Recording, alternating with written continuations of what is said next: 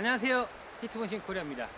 네, 오늘은 전라북도 김제, 완주 이렇게 아주 먼 곳까지 왔습니다.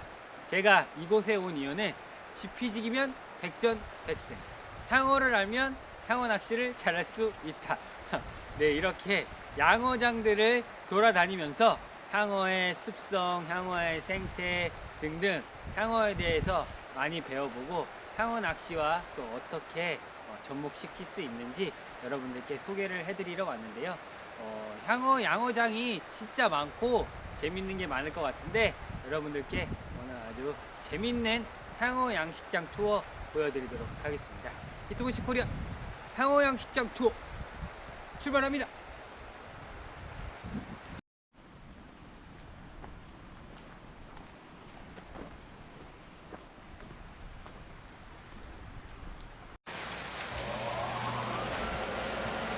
사료를 빼서 이제 에어로 공기로 사료를 밀어내서 저기 하나씩 떨어지는 게 사료, 얘네들 먹이가 되는 거죠. 먹이들이 이렇게 바닥으로 툭툭 떨어지는 거네요. 그죠? 이 먹이는 위에 뜨는 거예요. 우리 양식장에서는 네. 물에 떠야 얘네들이 먹이를 잘 먹는지 안 먹는지 눈으로 확인을 하니까 이게 물에 뜨는 부상사료인 거죠. 그리고 지금은 수온이 그렇게 안 높아요. 뭐 한 7도, 7도 전후 정도 되는데 이게 점점 이제 3월, 4월, 5월 이후에 수온이 보통 한 20도에서 24도 그 정도 가면 활력이 제일 좋을 때예요. 그때 먹이 양이 훨씬 많이 늘어나고 얘네들의 운동성도 훨씬 강해지고. 그러면 한번 주실 때 양은 얼마나 주세요? 보통 어체 중에 2에서 3%, 그러니까 물고기 무게의 2에서 3% 정도 줘요. 이 장에 있는 게 다 소화되는 시간이 한 4시간 정도. 물론 이제 그것도 그 수온이 20에서 한 23도, 24도 뭐 이 전후일 때 한 4시간 정도면은 거의 장에 있는 게 음식물이 다 소화가 되는 걸로. 예. 그러니까 얘네들은 어떤 애들이냐면은 한참 활력이 좋을 때는 그러니까 먹이를 먹으면서 변을 보는, 어떻게 보면. 그러니까 먹으면서 사는 별명이 물돼지라고도 하는 이유가 너무 많이 먹기 때문이거든요. 잡식성이어가지고 뭐 아까 물에 떠 있는 것도 물론 좋아하지만 어디든 다 먹이를 찾아다녀요. 뭐 한마디로 흙을 쪼아대기도 하고, 이 물 색깔이 이렇게 약간 흙탕물이 일어나는 거는 얘네들이 자꾸 바닥을 쪼아대고 먹이를 찾는 습관이 있어갖고 이렇게 물이 이렇게 약간 흙탕물이 일어나는 거거든요. 먹이를 이제 어느 정도 좀 배불리 주면은 물이 이제 좀 맑아지고 뭐 이런 현상도 일어나요. 물이 좀 흙탕물이 좀 있는 낚시터는 고기들에게 밥을 좀 덜 줬기 때문에 그렇죠. 어떻게 보면 낚시할 때 고기가 더 잘 잡힐 수 있는 확률이 생기겠네요. 예. 얘네들은 그 가만히 있는 어종이 아니고 움직이면서 계속 먹이를 찾는 그런 활동을 하거든요. 그 가만히 있지 않고 움직이는 거는 활성도가 좋을 때가 그런 거죠? 그렇죠. 이제 수온이 점점 보통 향어 같은 경우가 한 15도 이상, 뭐 10도, 뭐 12, 3도 이상 요 정도만 가도, 지금이 수온 7도인데도 이 정도 먹잖아요. 근데 한 10도가 넘었으면은 더 이제 먹이를 찾는 습성이 더 강해지고, 아까 말씀드렸던 20도 이상으로 넘어가게 되면은 얘네들이 최고의 몸 상태예요.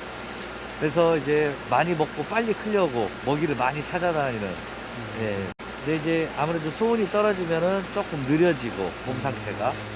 그래도 보통 우리 양어장에서는 빠르면 5도 아니면은 한 7, 8도부터 그리를 시작을 하죠. 입붙임을 하죠. 그러면 먹이를 주는 시간은 대략 어떻게 되세요? 뭐 정해져 있나요? 시간대가? 보통 양어장에서는 아침, 점심, 저녁. 사람하고 똑같이 먹나요? 네, 똑같이 주는데 습관 들이기 나름이에요. 그러니까 이것도 제일 중요한 건 수온인 것 같아요. 수온에 따라서 얘네들이 그 소화를 많이 시키는, 수온이 높을수록 많이 시키잖아요. 네. 그때는 뭐 밤이고 새벽이고 간에 그때도 먹이를 주면 잘 먹어요.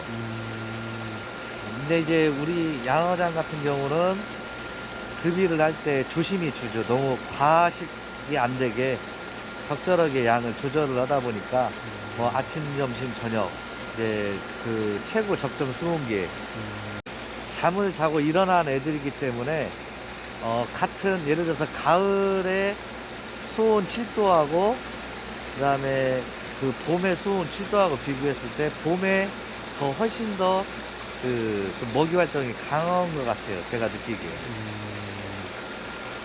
이제 가을에는 얘네들이 동면을 하려고 이제 곰처럼 그 지방 축적을 많이 하거든요. 네. 그래서 그 가을 무렵에도 이제 애들이 먹이 활동을 많이 해가지고 똥똥해지기도 하고요. 마리가 향어가 있다면 네. 1부터 10까지 크기가 다르다면 당연히 큰 애들이 먼저 먹이를 많이 먹겠죠. 먹이 개수가 많이 있을 때. 향어가 빨아들인다고 먹이를 먹을 때 빨아들인다고 하셨는데 네. 얘네들이 낚시터에서 보면 그러니까 빨아들인다면 그게 엄청 셀 텐데 네. 근데 낚시를 할 때는 실제로 세지가 않아요. 아 얘네들도 네. 빠른 애들을 빨겠죠. 네. 그러니까 어디에 부착이 돼 있던가 네. 예를 들어서 이끼가 거기에 붙여 있는데 그걸 먹기도 하거든요. 네. 계속 네. 그럴 때는 흡입을 쪽쪽 하고 네. 평상시에 그냥 먹을 먹이는 이렇게 호흡을 하면서 먹겠죠. 아니 왜냐면 향어 낚시를 할 때 사실상 입도 크고 네. 힘도 센 애들인데 네. 먹이를 확 물고 저쪽으로 달려가는 약간 그런 성향들이 많을 거라고 생각을 하거든요. 네. 얘네 습성상 그렇기 때문에. 네. 근데 실제로 낚시를 했을 때는 그런 경우가 많지가 않더라고요. 그거는 아마 이걸 거예요. 구조가 먹이를 그러니까 한 번 하면 물하고 같이 먹이하고 들어가면은 네. 물은 아가미를 통해서 나오고 네. 먹이는 이 식도를 통해 들어가잖아요. 네네네. 그렇게 먹으니까 그럴 거예요 아마. 먹이가 많이 있으면 입을 벌리고 쭉 밀어요. 네. 쭉 밀어서 먹고 네. 부착되어 있는 먹이는 쭉쭉 빨아서 먹고. 그러니까 먹이가 낚싯바늘 이렇게 있으면 그거를 먹고 물은 이렇게 하고 뭐 세게 강하게 흡입은 안 하겠죠. 강하게 흡입할 수도 있고 네. 안 할 수도 있고. 근데 뭐 그런 옆에가 다른 한 마리나 경쟁자가 있으면 빨리 먹으려고 그럴 수도 있지 않을까요? 네. 그럴 수도 있을 것 같네요. 서로 이 향어 같은 경우는 뭐 이빨도 없고 오직 그냥 먹이를 통으로 삼켜가지고 네. 이렇게 소화를 시키다 보니까 네. 뭐 이제 다른 경쟁자하고 했을 때는 빨리 먹으려고 하고 등치 큰 애들이 양어장에서도 보면 훨씬 더 빨리 크거든요. 네. 제가 힘으로 아무래도 먹이를 더 먹으려고 밀어내니까 작은 애들을 아, 등치가 큰 애들이 더 많이 빨리 먹고 많이 더 빨리 커요. 흡입을 빨리 해서 잡히는 향어가 있다면 그렇게 잡았다면 그 주위에 향어들이 있을 가능성이 있겠네요. 그렇죠. 네. 사료, 네. 개사료처럼 생긴 거네요? 그 일종의 그러죠. 그런데 상당히 이게 고가죠 사료도. 비교가 되면 이거는 어분하고 뭐 콩, 뭐 밀 요런 거 요런 것으로 만들기 때문에 그리고 또 이거를 물에 뜨게 만들어야 하거든요 사료를. 네네. 네. 그랬더니 이제 특별한 기술입니다 사료 회사에서. 네. 밥을 한번 줘보도록 하겠습니다.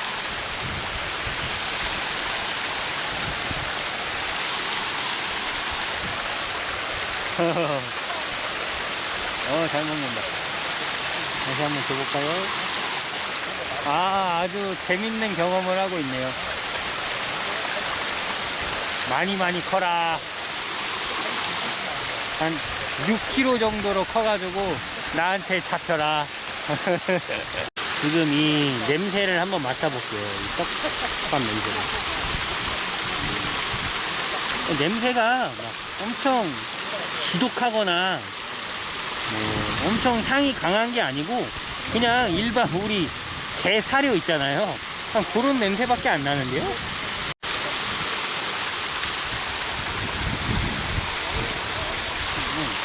그냥 게 사료 냄새 같은 것밖에 안 나요. 막 엄청 지독하거나 뭐 그런 냄새가 안 나요. 그러면 이 성분이 들어있는 뭐 미끼를 사용한다면 네. 낚시를 할 때 좀 도움이 좀 될까요? 아무래도 먹던 거에 더 익숙하지 않을까 하네요. 예전 향어들은 네. 비닐이 지금보다 네. 좀 덜 있었다고 하더라고요. 네. 근데 지금은 옛날 향어보다 비닐이 좀 더 있다. 아. 그렇게 말씀을 하신 분이 계셨거든요. 네. 어떤 품종 개량을 한 건지. 네. 우리나라에 향어가 들어온 게 70년대 후반인데 네.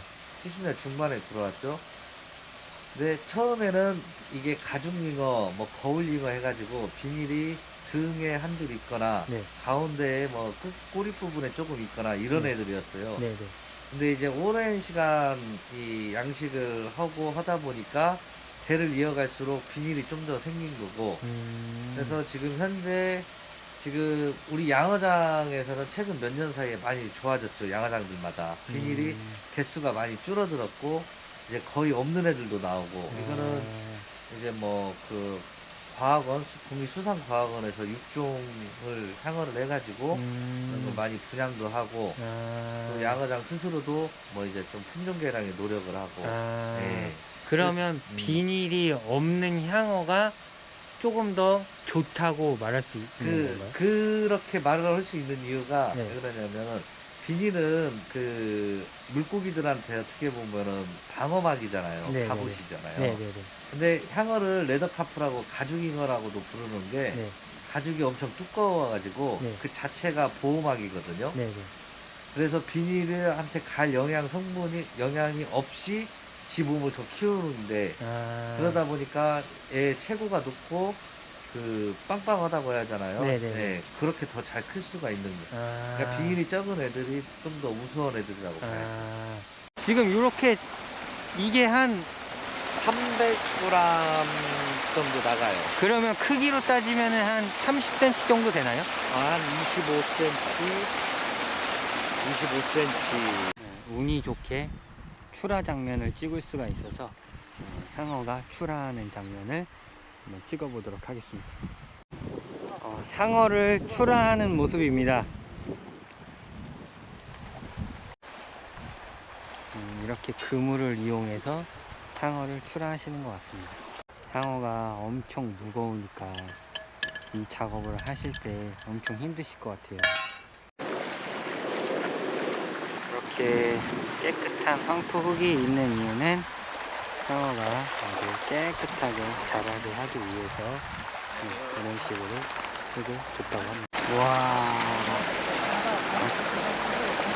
이야, 멋집니다. 와, 아주 깨끗한 향어들이, 와, 이렇게 많은 향어들이 저희가 생각했을 때는 낚시터로 나가는 것 같지만 사실은 경상도 마산 쪽에 있는 식당, 그런 곳에 거의 한 90% 정도가 나간다고 합니다. 마산 쪽에서 향어회, 향어 음식들을 많이 드셔가지고 그쪽으로 많이 나간다고 하네요. 낚시터에 들어오는 건 일부라고 하시네요. 무게가 엄청 나가다 보니까 이렇게 포크레인으로 와,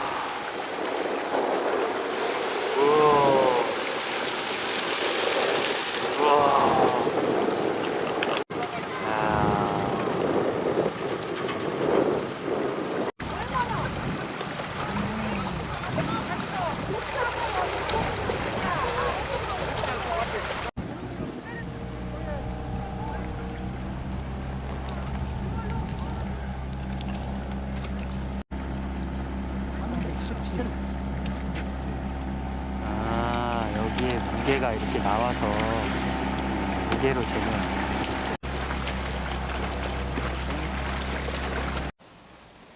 향어회를 한번 만나러 가보겠습니다.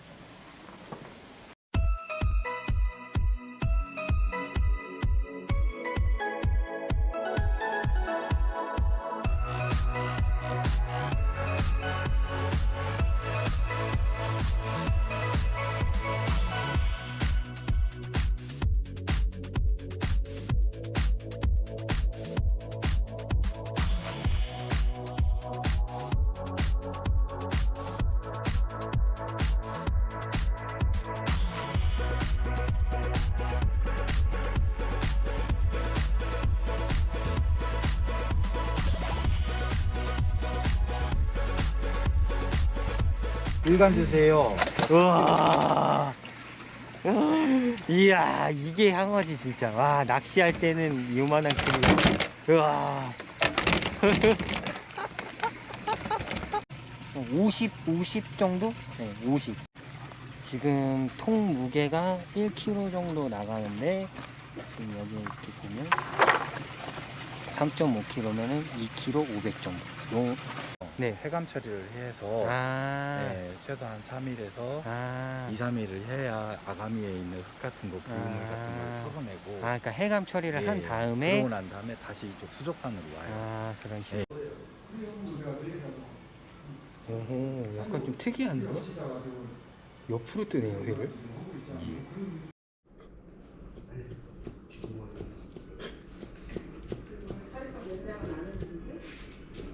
이쁘죠? 네. 네.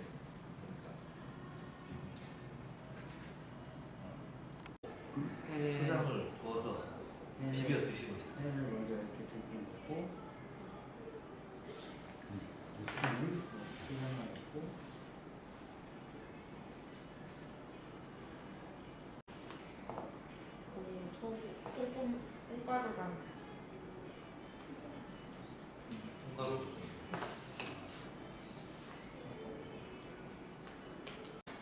콩가루도 넣어보겠습니다.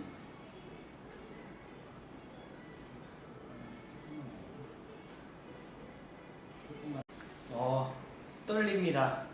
드디어 향어회를 먹습니다.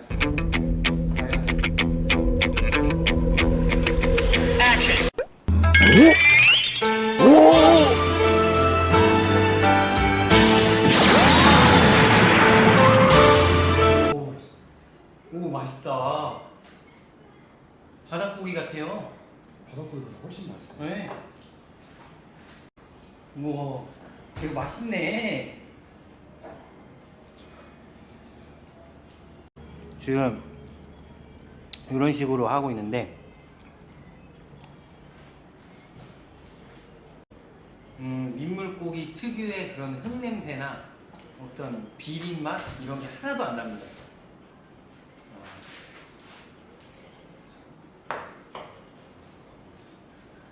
식감은 되게 쫄깃쫄깃하네요. 오, 이렇게 맛있는 줄 몰랐어요. 항생제나 뭐 이런 거 있잖아요. 네. 그런 것도 다 검사를 하거든요. 그러니까 완전히 깨끗하게 하니까 네. 그럴 수가 없겠네. 지금 회를 다 먹었는데 정말 맛있었고, 회가 좀 남았는데 그 회는 따로 이 믹서기에 갈아서 우리가 그 전처럼 동그랑땡처럼 만들어서 드시면은 더 맛있는 향어 요리를 즐길 수 있다고 합니다. 오늘 어떻게 재밌게 보셨나요? 이 아름다운 향어들을 보니 기분이 매우 좋았습니다. 네, 향어 낚시, 향어 회, 향어 요리